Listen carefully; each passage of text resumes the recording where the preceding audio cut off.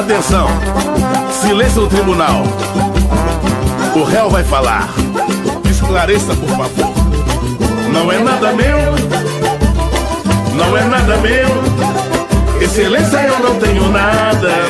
Isso é tudo de amigos meus. E não é nada meu, não é nada meu.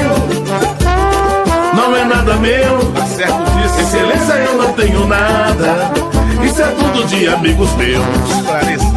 E o triplex da praia, me diga de quem é. É de um amigo meu. Certo. E o sítio de Atibaia é de um amigo meu. E aquela fundação que carrega o seu nome é de um amigo meu. O senhor não tem nada. E aquela ilha que o senhor descansa é de um amigo meu. Maravilha. Quem paga suas contas e suas mordomias são os amigos meus. E aquele jatinho que o senhor usa é de um amigo meu. E aquele filho bilionário, excelência também não é meu. Não é nada meu. Não é nada meu.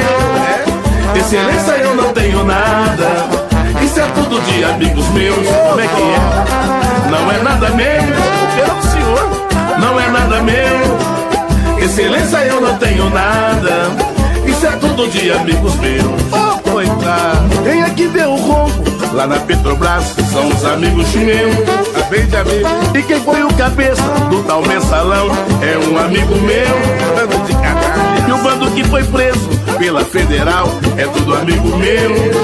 Quem deixou o Brasil nessa crise? Excelência, é tudo amigo meu. Quebrou o Brasil. Não é nada meu. Não é nada meu. Excelência, eu não tenho nada.